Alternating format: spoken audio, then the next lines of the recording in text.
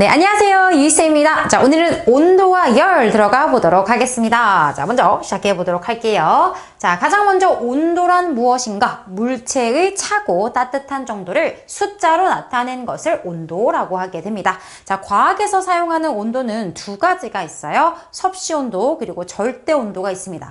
여러분들 화씨 온도도 들어보셨겠지만 우리가 과학에서 잘 쓰지는 않아요. 왜냐하면 섭씨 온도에서 1도 한 칸과 화씨 온도에서 한 칸이 같은 그 양이 아니기 때문에 이것을 전환할 때 좀 복잡하거든요. 그래서 과학에서는 섭씨 온도와 절대 온도를 사용하게 됩니다.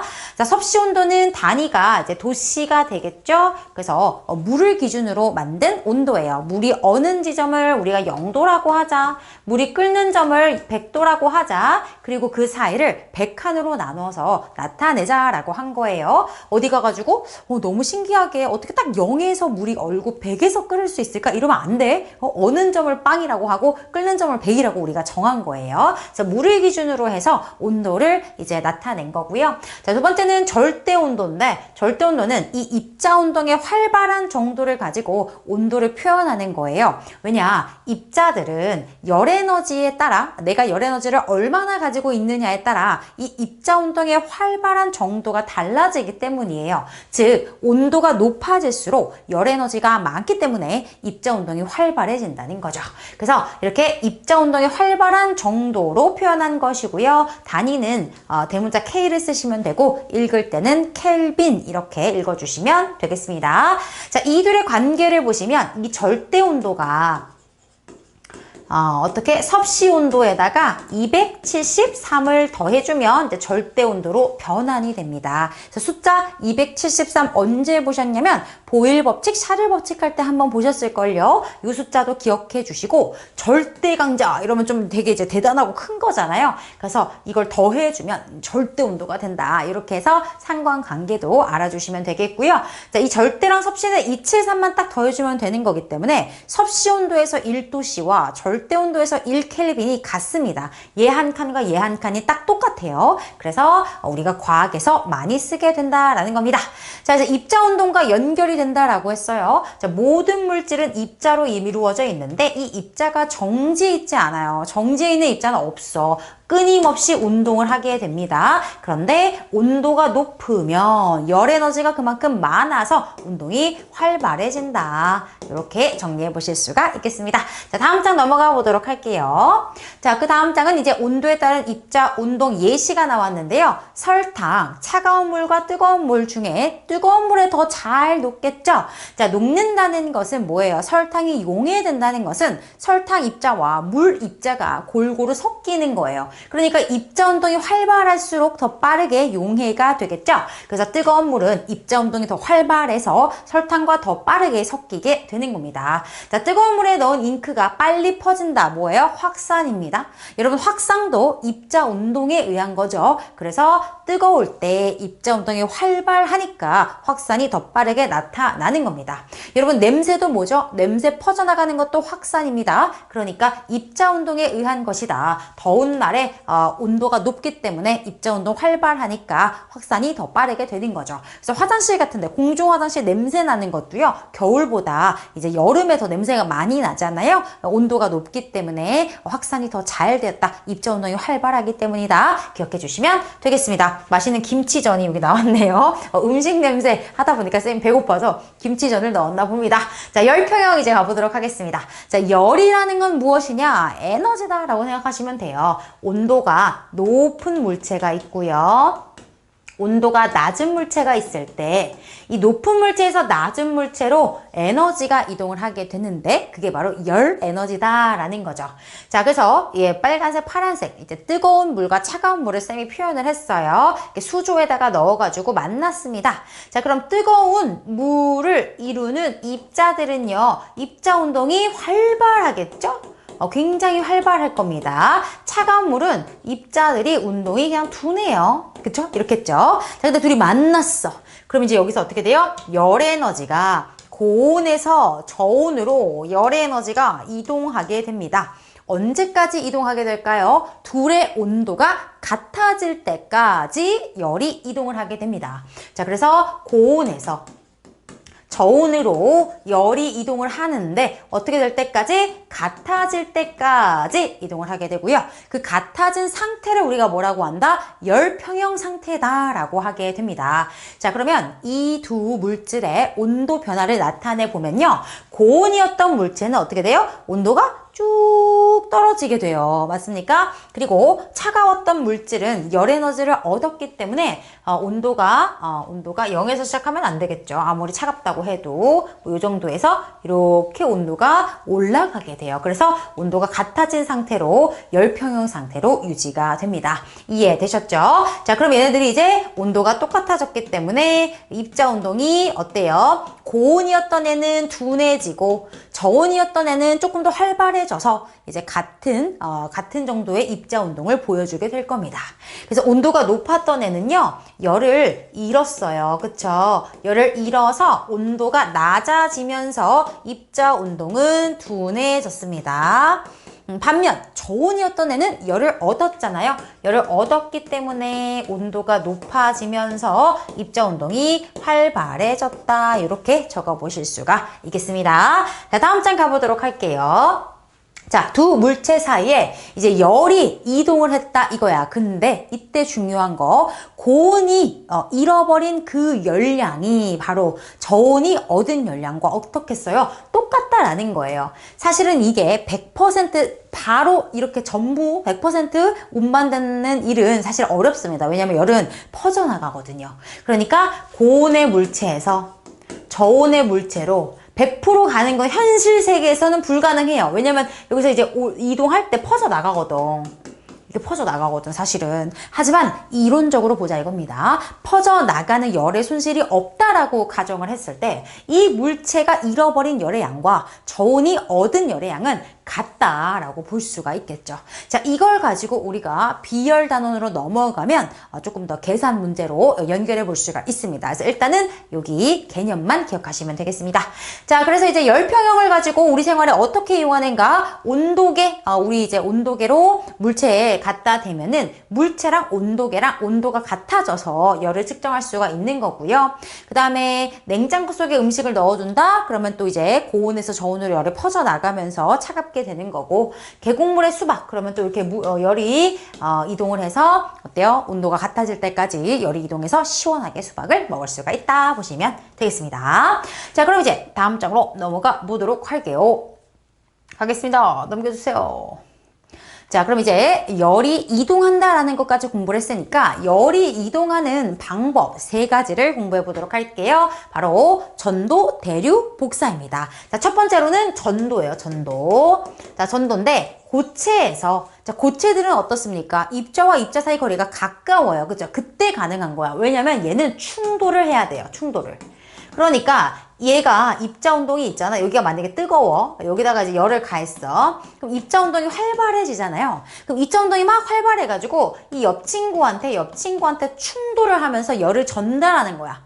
이해되세요? 그래서 약간 이런 겁니다. 우리가 교실에서 맨 앞에 있는 친구가 저기 멀리 있는 친구한테 책을 전달해주고 싶어. 그러면 책을 뭐 던질 수도 있고 가져가서 줄 수도 있고 또 어떻게 할 수 있어요? 전달할 수 있잖아. 친구들이 여기 사이에 있어가지고 요거 이제 전달해줘. 전달. 요런 느낌이 바로 전도라는 거죠. 그래서 고체에서 가능하다는 거야. 입자 사이 거리가 가까워야 입자 운동에 의해 충돌 해서 순서대로 전달을 해줄 수가 있겠죠. 그래서 이웃한 입자로 충돌하면서 열을 전달하는 방식입니다. 자, 그래서 어때요? 뜨거운 국에다가 숟가락을 넣어두면 숟가락이 점점 뜨거워져요. 그죠? 순서대로 열이 전달이 된 거고요. 그래서 프라이팬은 어때요?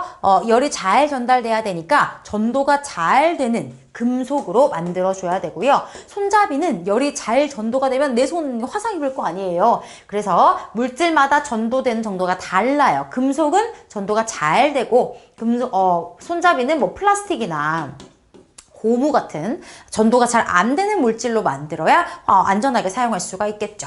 자, 겨울철에 나무 의자보다 금속 의자는 전도가 너무 잘 되니까 온도가 어때요? 빨리 차가워져요. 그래서 금속 의자가 더 차갑게 느껴진다. 전도로 보시면 되겠습니다. 자, 그러면 이제 다음 장으로 넘어가 보도록 할게요. 자, 두 번째는 대류입니다. 대류. 자, 대류는 어디다? 액체나 기체에서 일어난다. 자, 얘는요, 입자가 직접 이동을 합니다. 직접 열을 가지고 이동을 하는 거예요. 그러니까 아까 전에 책을 전달할 때 전달이 아니라 맨 앞에 있는 친구가 맨 끝에 있는 친구한테 책을 들고 직접 이동해서 주는 거, 이게 바로 대류라고 보실 수가 있습니다. 자, 어떤 거냐면 에어컨과 난로, 요게 가장 대표적인 예인데요. 우리가 입자가 어떻게 돼요? 기체가 차가워지면 밀도가 커집니다. 요거 이해되실까요? 그 밀도라는 게 부피분의 질량이에요, 여러분. 근데 질량은 원래 안 변하잖아요. 근데 입자가 뜨거워져. 만약에 뜨거워지면 막 입자 운동이 활발하니까 입자한 거리가 멀어지게 되어 있어요. 막 활발하게 움직이면 멀어지게 되잖아. 그래서 뜨거워지면은 이게 멀어지면서 부피가 늘어나거든요. 그럼 부피가 늘어나면 밀도는 작아질 거 아니에요. 이게 반비례니까. 그래서 뜨거워지면 막 이동하면서 부피가 커지면서 밀도는 작아지니까 떠오르게 돼 있어. 그래서 뜨거운 액체나 뜨거운 기체는 떠오르게 돼 있어. 뜨거우면 뜬다. 뜨뜨뜨야. 그리고 차가우면 반대로 부피가 이제 입자운동이 이제 둔해지니까 다닥다닥 붙어가지고 부피가 감소하면서 밀도가 커져요. 그러니까 차가운 걸 이렇게 내려 안 된단 말이야. 그러면 이제 우리가 어떻게 해야 돼? 따뜻한 히터를 틀 때는 뜨거운 바람이 위로 올라가야 전체적으로 따뜻해질 수 있으니까 이렇게 아래에다가 해야 되는 거야. 그래야 여기 뜨거운 기체가 위로 올라가겠지. 근데 에어컨은 위에다 달아야 돼. 그래야 차가운 기체가 내려오면서 전체적으로 시원해질 수가 있겠죠.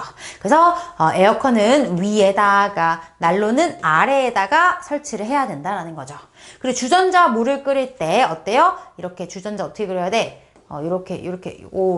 맞나요, 여러분? 이렇게 주전자가 있으면 아래만 가열을 해도 뜨거운 물이 위로 올라가고 차가운 물이 내려오니까 대류에 의해서 전체적으로 물이 끓을 수가 있다라는 겁니다. 자, 석빙고 천장에 환기 구멍을 만들어 온도를 낮게 유지한다. 석빙고 이제 얼음, 차갑게 보관하는 거잖아요. 그럼 위쪽에 환기 구멍을 만들면 차가운 게 다시 밑으로 내려와서 전체적으로 온도를 낮게 유지할 수가 있다. 대류 현상이라고 보시면 되겠습니다. 자, 그럼 다음 세 번째 바로 복사입니다. 복사. 자, 아까 전도는 고체, 대류는 액체나 기체였잖아요. 복사는 물질의 도움을 받지 않아요. 그냥 열 자체가 그냥 이동을 해버린다. 빛과 같은 형태로 그냥 물질의 도움 없이 쏴버린다. 여러분, 빛은요, 파동 중에서도 매질이 필요 없는 파동이었어. 그러니까 물질이 없어도 이동이 가능하단 말이야. 얘도 마찬가지라는 거예요. 열이 빛처럼 그냥 물질의 도움을 안 받고 이동하는 형태를 복사라고 합니다. 그래서 진공 상태, 아무것도 없는 상태에서도 열이 전달될 수가 있다. 자, 어떤 거예요? 난로, 모닥불 앞에 이렇게 있으면 전도열로 인해서 따뜻함을 느끼고요. 토스터, 오븐, 그리고 태양열, 태양 복사 에너지라고 부르잖아요. 그리고 우주에, 진공 상태, 우주에 아무것도 없는데 거기를 뚫고 오잖아요. 그죠? 그 다음 적외선 카메라, 이런 것들이 이제 바로 복사의 예시가 되겠습니다. 그래서 조심해야 되는 게 아까 대류에서 난로랑 에어컨 그거랑 그 다음에 여기서 요 난로랑은 다른 거예요. 아시겠죠? 그러니까 난로를 아래다가 설치해서 대류도 이용하고 난로 앞에 있으면 이거 복사 에너지도 받는 거예요. 그죠? 열 에너지의 방식이 세 가지가 있지만 이 난로라고 해서 복사만 있는 게 아니라 대류도 일어나고 복사도 일어날 거 아니에요? 그러니까 표현 방식을 잘 봐야 돼. 난로를 아래에 설치해야 된다. 이러면 대류겠죠. 근데 난로 앞에 손을 대면 따뜻하다. 그럼 이거는 복사라고 보셔야 된다는 거야. 그러니까 여러분 똑똑하게 문제를 푸셔야 돼. 알겠지? 표현 방식을 보고 출제자가 말하는 게 대류인지 복사인지 헷갈리지 않게 잘 판단을 해주셔야 되겠습니다. 자, 전도, 대류, 복사 이렇게 세 가지 열의 이동 방법을 봤고요. 자, 그 다음에 이 열의 이동을 막는 것을 우리가 이제 단열이라고 합니다. 자, 그럼 단열을 잘 하려면 어떻게 해야 되겠어요? 전도만 막으면 되는 게 아니라 전도도 막고 대류도 막고 복사도 막고 다 막아야 잘 단열했다라고 볼 수가 있겠죠. 자, 단열 이용한 거 보온병이 나왔는데요. 자, 보온병의 요 안쪽에 보시면 지금 바깥에선 보이지 않지만 이중막으로 플라스틱으로 이중막을 만들어 놨어요. 그럼 플라스틱을 이용했다는 거는 전도를 막겠다는 거거든요. 그래서 여기 열이 빠져나가지 않도록 전도를 플라스틱으로 이제 이중 마개를 만들어서 전도가 일어나지 않도록 해주는 겁니다. 그리고 안쪽에 이중벽으로 진공 공간을 만들어 놔요. 그럼 진공 공간이 뭐예요? 그 안에 아무것도 없다. 그러니까 고체, 액체, 기체가 없다. 그러면 고체, 액체, 기체가 없으니까 전도도 안 일어나고, 왜? 전도는 고체가 있어야 돼. 그지? 대류는 액체나 기체가 있어야 돼. 근데 진공이야. 아무것도 없어. 그럼 전도 대류를 막을 수가 있겠죠. 쌤, 그럼 복사는 어떻게 막아요? 복사는 물질이 필요 없는데 복사는 빛과 같은 형태로 오는 거기 때문에 반사시켜버려야 돼. 그래서 은도금을 해가지고 거울면처럼 만들어 놓은 거예요. 그러면 얘는 이제 복사를 막을 수가 있다라는 거죠.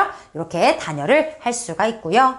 그 다음에 이제 이중창 또는 이 벽과 벽 사이에다가 이제 그 공기를 넣거나 창과 상 사이에 공기를 넣거나 아니면 스타이로폼을 넣어요. 벽과 벽 사이에 스타이로폼을 집어넣습니다. 그럼 스타이로폼 보면은 그 안에 공간들이 막 있어서 공기를 많이 포함하고 있어요. 그래서 공기를 많이 넣어주는 거야. 그래서 어떻게 전도를 막아주는 거죠. 고체와 고체가 닿는 것을 막아줍니다. 그리고 추운 겨울에 여러분 패딩 두꺼운 거 하나 입는 것보다 얇게 여러 겹 입는 게 더 따뜻해요. 이 옷과 옷 사이에 공기가 이제 들어가면서 전도를 막아서 단열을 잘 해줄 수가 있습니다. 그러니까 단열을 잘 할 때는 공기를 많이 넣어줘야 유리하다라는 것까지 받으시면 되겠습니다. 자, 이렇게 해서 우리가 열이란 무엇인가 부터 시작해서 온도의 종류, 열의 이동 방법, 그리고 단열하는 방법까지 살펴보았고요. 쌤과는 또 다음 영상에서 다시 만나도록 하겠습니다. 고생하셨습니다.